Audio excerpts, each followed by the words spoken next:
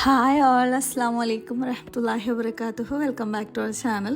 അപ്പോൾ ഇന്ന് നമ്മൾ പുതിയൊരു വ്ളോഗായിട്ടാണ് വന്നിട്ടുള്ളത്. ഇന്നൊരു സ്പെഷ്യൽ റെസിപ്പിയാണ്, നമ്മുടെ മോർണിംഗ് റൊട്ടീനാണ് കേട്ടോ. ഒരുപാട് പേര് ചോദിച്ചിട്ടുണ്ട് മോർണിംഗ് എന്താണ് ബ്രേക്ക്ഫാസ്റ്റ് ഉണ്ടാക്കുക എന്നുള്ളത്. അപ്പോൾ നമ്മുടെ മക്കളൊക്കെ ഉള്ള സമയത്ത് നമുക്ക് കാര്യമായിട്ടില്ല, പെട്ടെന്നൊരു ബ്രേക്ക്ഫാസ്റ്റ് ആക്കണം എന്നുണ്ടെങ്കിൽ ഇതുപോലെ ചെയ്താൽ മതി കേട്ടോ. അപ്പോൾ അതിന് വേണ്ടിയിട്ട് ഞാൻ ഒരു 2 സവാള 4 തക്കാളി എടുത്തിട്ടുണ്ട്. എന്താ സംഭവം ഉണ്ടാക്കുന്നതെന്ന് വെച്ചാൽ നമ്മൾ തക്കാളി ദോശ, എൻ്റെ കോളേജിൽ വർമ്മം ക്ലാസ് പഠിക്കാനും വേണ്ടിയിട്ട് ഞാൻ പോയ സമയത്ത് അവിടെ ഹോസ്റ്റലിലുള്ള ഫുഡിൽ ആ ദോശയ്ക്കൊരു എന്തോ ഒരു പ്രത്യേകത തോന്നിയിട്ടുണ്ടായിരുന്നു.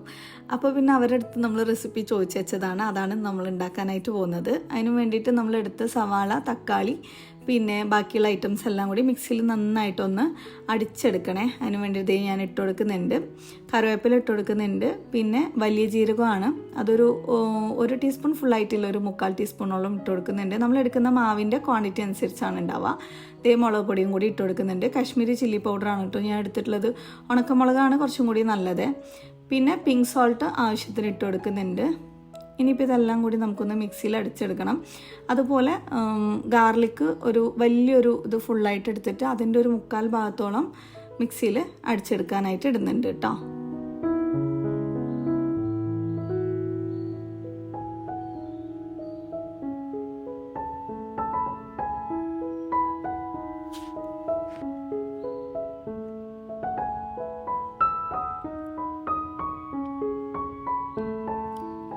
നന്നായിട്ട് പേസ്റ്റാക്കി ഇതുപോലെ ആക്കിയെടുക്കണം. അതിന് ശേഷം നമ്മൾ നോർമൽ മാവില്ലേ, ദോശയ്ക്ക് അരച്ച മാവ് ഉണ്ടാവില്ലേ, അത് ഒരു ബൗളിലേക്ക് ഇട്ട് കൊടുത്തിട്ട് നമുക്ക് എത്രയാണോ വേണ്ടത് അത്രയും ഇട്ട് കൊടുത്തതിന് ശേഷം നമ്മൾ നേരത്തെ അരച്ച് വെച്ചിട്ടുണ്ടായിരുന്ന ഈ ഒരു പേസ്റ്റ് ഇതിലേക്ക് ഇട്ടിട്ട് നന്നായിട്ട് മിക്സ് ചെയ്ത് കൊടുക്കുക.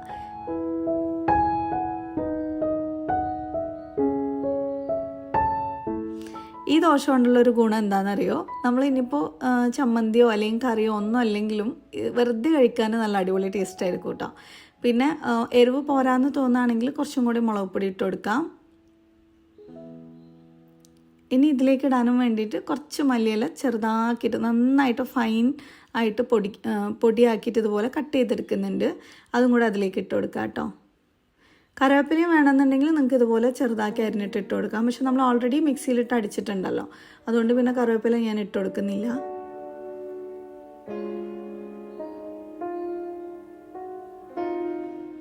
ഇനിയിപ്പോൾ ദോശക്കല്ല് വെച്ച് കൊടുക്കുന്നുണ്ട്. ഇത് വന്നിട്ട് നമ്മുടെ ഒരു ഇൻഡാലിയത്തിൻ്റെ ദോശക്കല്ലാണ് കേട്ടോ.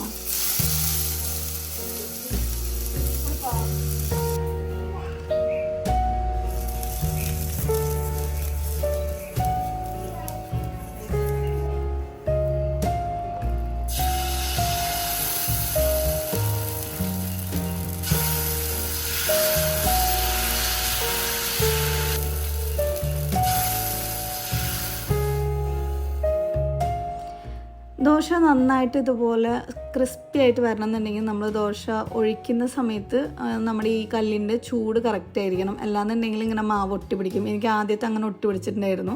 അപ്പോൾ അതിന് മുമ്പ് കുറച്ച് വെള്ളം തളിച്ചതിന് ശേഷം നമ്മൾ ഓയിൽ സ്പ്രെഡ് ചെയ്ത് കൊടുക്കും. പിന്നെ ഈ ദോശയിലേക്ക് കുറച്ചും കൂടി ടേസ്റ്റ് കൂടാനും വേണ്ടിയിട്ട് നമ്മൾ ബട്ടറും കൂടെ ആക്കി കൊടുത്തിട്ടുണ്ട്. ഇനി നമ്മൾ നേരത്തെ ഉണ്ടാക്കിയില്ലേ ആ ചമ്മന്തി തന്നെ ഞാൻ കുറച്ച് ബാലൻസ് വെച്ചിട്ടുണ്ടായിരുന്നു. അത് കൂട്ടി കഴിക്കുമ്പോൾ നല്ല അടിപൊളി ടേസ്റ്റ് ആയിരിക്കും കേട്ടോ. പിന്നെ ഇന്നത്തെ വീഡിയോയിൽ നമ്മൾ നമ്മുടെ വീടൊക്കെ ഒന്ന് മൊത്തത്തിലൊന്ന് കിച്ചൻ്റെ ഭാഗമൊക്കെ ഒന്ന് അറേഞ്ച് ചെയ്യുന്നുണ്ട് കേട്ടോ. അതും കൂടെ നമ്മൾ ഇൻക്ലൂഡ് ആക്കിയിട്ടുണ്ട്. പിന്നെ നമ്മളിങ്ങനെ ചൂടോടെ ഉണ്ടാക്കി കൊടുത്ത് അവിടെ നിന്ന് കിച്ചണിൽ നിന്ന് കഴിക്കുമ്പോൾ അത് പ്രത്യേക ഒരു വൈബായിരിക്കും. അപ്പോൾ പിന്നെ ഞാൻ ഇക്കാനെ ഹാളിലേക്ക് കൊണ്ടുവരില്ല, ഞങ്ങൾ ഇവിടെ വന്ന് കഴിച്ചാൽ മതി എന്ന് പറഞ്ഞിട്ട് അങ്ങനെ നമ്മളിരുന്ന് കഴിക്കായിരുന്നു കേട്ടോ.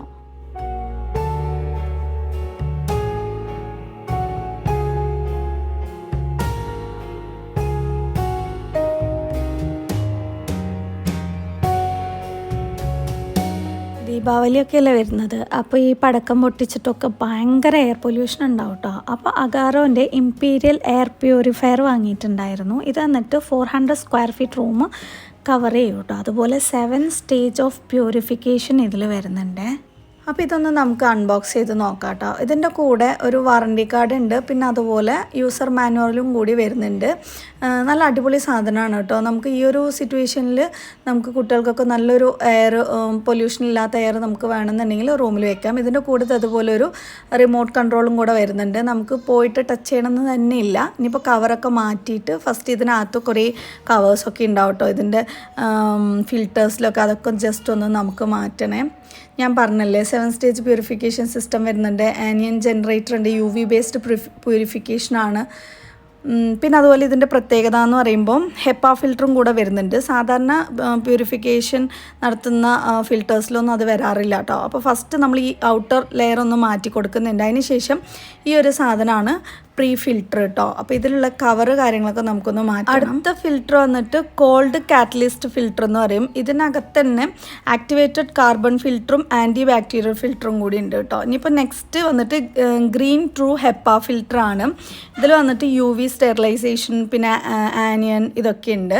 സാധാരണ ഞാൻ നേരത്തെ പറഞ്ഞ പോലെ സാധാരണ ഫിൽറ്റേഴ്സിലൊന്നും ഇത് ഉണ്ടാവലില്ല. പക്ഷെ അഗാറോൻ്റെ ഈ ഒരു ഫിൽറ്ററിൽ ഇതെല്ലാം കൂടെ ചേർന്നിട്ടാണ് വരുന്നത്. അപ്പോൾ നേരത്തെ തന്നെ ഉള്ള പോലെ തന്നെ നമുക്കിതെല്ലാം കൂടി ഒന്ന് ഫിക്സ് ചെയ്ത് കൊടുക്കണം കേട്ടോ. ഇതേപോലെ തന്നെ ഫിക്സ് ചെയ്തിട്ട് അതിൻ്റെ ഔട്ടർ കവറും കൂടെ നമുക്കിതൊന്ന് ഇതിലേക്ക് ഫിക്സ് ചെയ്ത് കൊടുക്കാം. ഇതുപോലൊരു കൺട്രോൾ പാനലാണ് കേട്ടോ വരുന്നത്, ഡിസ്പ്ലേ പാനൽ.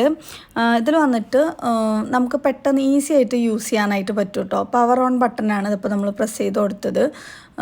ജസ്റ്റ് ഒരു ടച്ച് ചെയ്ത് കൊടുത്തു കഴിഞ്ഞാൽ പവർ ഓൺ ആവും. ഇതിൽ വന്നിട്ട് ഇത് ഓട്ടോ മോഡിലേക്ക് നമുക്ക് മാറ്റാം, അല്ലെങ്കിൽ ഇപ്പോൾ ഫാനിൻ്റെ സ്പീഡ് നമ്മുടെ ഇഷ്ടത്തിനനുസരിച്ച് മാറ്റാം. സ്ലീപ്പ് മോഡിലേക്ക് ഇടാം, നമുക്ക് ബുദ്ധിമുട്ടില്ലാത്ത രീതിയിലേക്കാവും. പിന്നെ അതുപോലെ ടൈം വന്നിട്ട് 12 hours വരെ നമുക്ക് ചെയ്ത് കൊടുക്കാനായിട്ട് പറ്റും.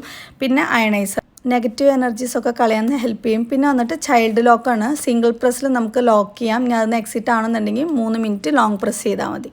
പിന്നെ ഇതിൻ്റെ ഫാനിൻ്റെ കളർ ഇപ്പോൾ ഗ്രീൻ അല്ലേ. നമ്മുടെ റൂമിലെ എയർ ക്വാളിറ്റി അനുസരിച്ച് ഇതിൻ്റെ കളർ മാറും. ഭയങ്കര ഇതാണെങ്കിൽ റെഡ് ആയിരിക്കും. പുവർ ക്വാളിറ്റി ആണെങ്കിൽ കുറച്ചും കൂടെ ബെറ്ററായി വരികയാണെങ്കിൽ ഓറഞ്ച് കളറാവും.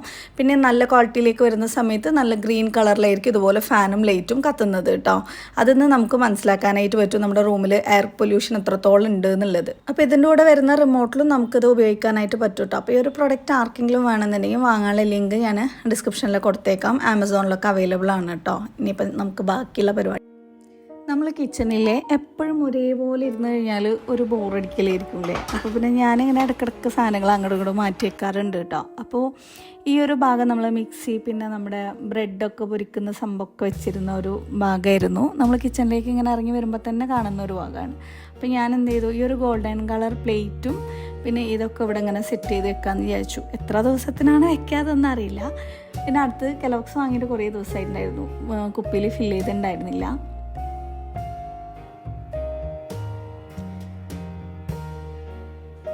അപ്പോൾ അതുകൂടെ ഇങ്ങനെ ഫില്ല് ചെയ്ത് വെക്കുന്നുണ്ട്. പിന്നെ ഇത് വാങ്ങുന്നതുകൊണ്ടുള്ള ഗുണം എന്താണെന്നറിയോ, മക്കൾക്ക് പെട്ടെന്നൊക്കെ വിശക്കുന്ന സമയത്ത് അവരിങ്ങനെ കരഞ്ഞ് ആകെ ഹലാക്കാക്കൂലേ. അതില്ലാതിരിക്കാൻ ഇങ്ങനെ വെച്ച് കഴിഞ്ഞാൽ അവർക്ക് വിശക്കുന്ന സമയത്ത് അവർ ആവശ്യമുള്ളത് വന്ന് എടുത്ത് കഴിച്ചോളൂ കേട്ടോ. വലിയ മക്കളുടെ കാര്യമല്ല, ചെറിയ കുട്ടികളുടെ ഒരു കാര്യമാണ് കേട്ടോ. പിന്നെ അടുത്ത് നമ്മുടെ ഈ ഒരു ബ്രെഡ് ബോക്സാണ്. ഇത്രയും ദിവസം വരെ ബ്രെഡ് ബോക്സിനകത്ത് ബ്രെഡ് ഒഴിച്ച് ബാക്കിയുള്ള സാധനങ്ങളായിരുന്നു വെക്കുന്നത്. അപ്പോൾ ഇപ്രാവശ്യം ഒന്ന് ബ്രെഡൊക്കെ ഒന്ന് വെക്കാമെന്ന് വിചാരിച്ച്. അപ്പോൾ ഈ ഒരു വശം ഇപ്പോൾ കാണാൻ അത്യാവശ്യം ഒരു രസമല്ലേ. ഇനിയിപ്പോൾ കുറച്ച് സാധനങ്ങളൊക്കെ കഴിഞ്ഞിട്ടുണ്ടായിരുന്നു. അപ്പോൾ അതൊക്കെ ഒന്ന് ഫില്ല് ചെയ്യാമെന്ന് വിചാരിച്ചു കേട്ടോ. അപ്പോൾ ഞാൻ പിങ്ക് സോൾട്ടിൻ്റെ തന്നെ കല്ലുപ്പില്ലേ അതുണ്ടായിരുന്നു. അപ്പോൾ അതാണ് ഇപ്രാവശ്യം ഫില്ല് ചെയ്ത് കൊടുക്കുന്നത്. കല്ലുപ്പ് യൂസ് ചെയ്യുമ്പോൾ നമ്മൾ എപ്പോഴും ശ്രദ്ധിക്കേണ്ട ഒരു കാര്യം എന്താണെന്ന് വെച്ചാൽ അളവ് ചിലപ്പോൾ നമുക്ക് തെറ്റിപ്പോവും. ചിലപ്പോൾ അത് കൂടുതലൊരു ഉപ്പിൻ്റെ ഇത് കൂടുതലുണ്ടാവും. പക്ഷേ എങ്കിലും ഞാനൊന്ന് പരീക്ഷിക്കാമെന്ന് വിചാരിച്ചിട്ട് കല്ലുപ്പ് അതിൽ ഫില്ല് ചെയ്ത് കൊടുത്തിട്ടുണ്ട്. അപ്പോൾ ഈ ഒരു കോർണറിൽ ഈ സാധനങ്ങളാണ് വെച്ചിട്ടുള്ളത്. പിന്നെ നമ്മൾ ഐക്യന്ന് വാങ്ങിച്ചൊരു കട്ടിംഗ് ബോർഡാണ് കേട്ടോ. സത്യം പറഞ്ഞാൽ അതിൽ കട്ട് ചെയ്യാൻ തോന്നുന്നേയില്ല. അപ്പോൾ അതവിടെ ഇങ്ങനെ ഭംഗിക്ക് വെച്ച് ഞാൻ. ഇനിയിപ്പോൾ അടുത്തത് നമ്മുടെ ഈ കുറേ സിലിക്കോൺ പാത്രങ്ങളും ഈ സാധനങ്ങളൊക്കെ ഇല്ലേ, അത് ക്ലീനിങ് 1 മാസം കൂടുന്ന സമയത്ത് നമ്മൾ ഇതുപോലെ ക്ലീൻ ചെയ്തെടുക്കുന്നത് നല്ലതാണ്. അതുപോലെ കുട്ടികളുടെ പ്ലാസ്റ്റിക് സംഭവങ്ങളൊക്കെ. അപ്പോൾ കുറച്ച് ലിക്വിഡും പിന്നെ സോഡാപ്പൊടിയില്ലേ അതും കൂടി ഇട്ടിട്ട് വെള്ളത്തിൽ നന്നായിട്ടൊന്ന് ചൂടാക്കി എടുത്തതിന് ശേഷം ഇതുപോലെയുള്ള നമ്മുടെ ബ്രഷ് കാര്യങ്ങൾ സിലിക്കോൺ സംഭവങ്ങളൊക്കെ ഒന്ന് ക്ലീൻ ചെയ്തെടുക്കുന്നുണ്ട്. കാരണം ഇതിനകത്ത് നമ്മളറിയാത്ത കുറേ ഇങ്ങനെ കറുപ്പ് കളറിൽ പൂപ്പൽ വരിക, ഇതൊക്കെ പോകാനും വേണ്ടിയിട്ട് ഇത് ഹെൽപ്പ് ചെയ്യും കേട്ടോ. പിന്നെ ഇത് മാത്രമല്ല, നമ്മുടെ വുഡൻ കയ്യിലുകളൊക്കെ ഉണ്ടാവില്ലേ, അതും ഇതുപോലെ മാസത്തിലൊരു ദിവസം ഇതുപോലെ ആക്കിയെടുക്കുകയാണെന്നുണ്ടെങ്കിൽ നല്ല ക്ലീനായിട്ട് കിട്ടുമേ. അപ്പോൾ ഞാനൊരു 2-3 ട്രിപ്പായിട്ട് ഇങ്ങനെ ഇട്ട് കൊടുക്കുന്നുണ്ട് കേട്ടോ. ബേബീൻ്റെ ടിഫൻ ബോക്സ്, പിന്നെ ഈ സിലിക്കോൺ ഡൈൻ്റെ മൂടികൾ, പിന്നെ നമ്മുടെ ഓയിൽ ബ്രഷ്, ഇങ്ങനത്തെ സാധനങ്ങളൊക്കെ ഇതുപോലെ ആക്കിയിട്ട് അത്യാവശ്യം സാധാ പ്ലാസ്റ്റിക് ഇടരുത്, ഉരുകിപ്പോവും, അതിൻ്റെ കളറ് പോവും, അങ്ങനെ കുറേ പ്രോബ്ലംസ് ഉണ്ട്. അത്യാവശ്യം ക്വാളിറ്റിയുള്ള നല്ല പ്ലാസ്റ്റിക്സ് ഇതുപോലെയുള്ള സംഭവങ്ങളൊക്കെ ഇതുപോലെ ആക്കി എടുത്ത് വെക്കുന്നുണ്ട് കേട്ടോ.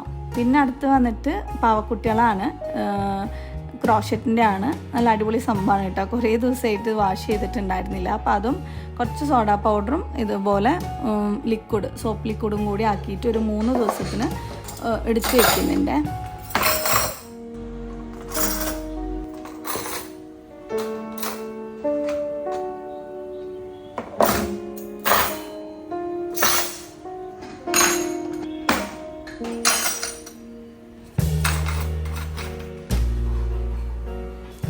മൂന്ന് ദിവസത്തിന് ശേഷമാണ് കേട്ടോ അത് ആ ഒരു പാവക്കുട്ടികളെ എടുത്ത് കഴുകുന്നപ്പോഴേക്കും അതിൻ്റെ നന്നായിട്ട് അഴുക്കുകളൊക്കെ പോയിട്ടുണ്ടാകും. ഇത് പിന്നെ നമ്മുടെ ഈ ഒരു ഭാഗമാണ്.